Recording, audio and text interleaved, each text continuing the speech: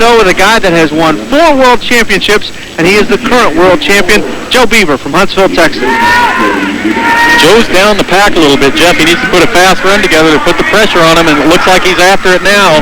Joe Beaver won the rodeo here last year in the calf roping. That calf kicks him a little bit. He needs to hurry and get him strong. There it is. But that little bobble right there cost Joe Beaver. Well, he's having another great year in calf roping, but team roping as well. We'll see him in team roping a little bit later on, and standing pretty well right now in the all-around standings. Joe's had a great year up till now, and it looks like he's on a roll going into the national final. You mentioned that he won here last year, and it was about this time that he picked up a lot of momentum and went on to win a world championship. Here's Jerry Alley, Del Rio, Texas. Well, in 1990, Jerry Alley went to the finals. Last year, just missed it. He can be fast. Now he gets the calf back to his feet, planks him by hand. That's one of the rules that applies. Look, the fat wrap go on. Yes, there's a good run. Yeah, needed a 12-2 to take the lead from Joe Beaver. No problem, 9.5 seconds. Right there you see it in slow motion. Now watch him hold his slat. Just sends him right down the rope.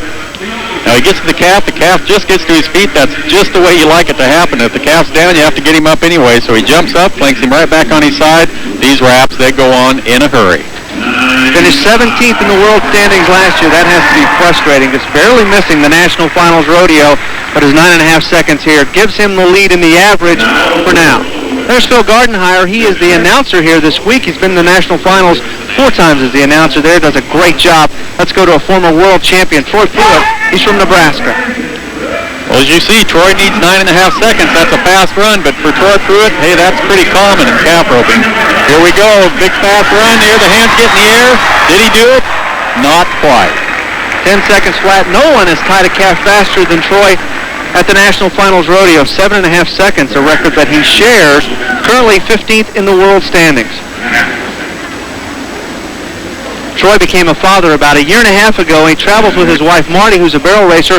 Here's Sean McMullen. He's in a position to win here today. I got a calf on that Rusty Seawalt won the first round on, and she's pretty good if you make a good run on her, but she's not just a real great calf.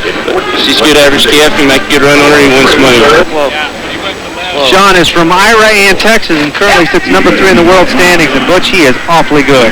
He really impresses me. You know, just 3 short years ago, he was junior rodeoing. Now he's been to the national finals last year, on his way to it this year, and maybe a world championship before it's all done. And it's a run like that right there that's going to get him. Wow, 9.8 seconds. He needed a 10-3 to take the lead. No problem. Well, watch this run go together. What impresses me about Sean is he is so athletic. You see him step off the right, hurries down to the calf. He's to the calf right there perfectly.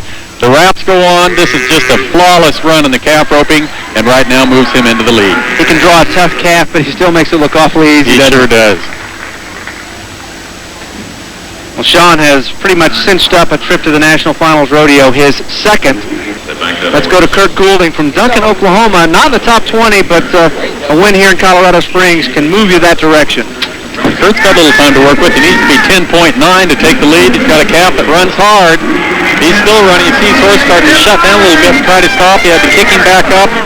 Things aren't working right now. If you have to be 10.9, this is not the position you need to be in, right down in front of the bucket shoes. There you see the wraps go on. Still some problems. Things just fell apart for Kurt Goulding. That's too bad.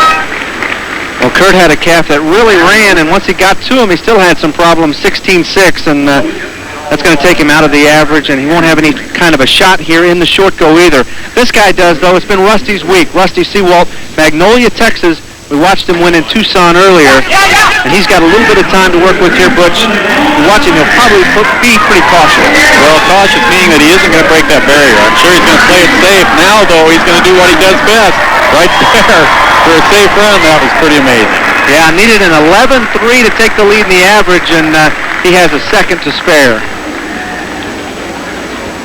Well, there you see him ride his horse forward. That calf has to remain tied 6 seconds. If the calf kicks free, of course, it'll be no time. You sure don't need that to happen after that run right here.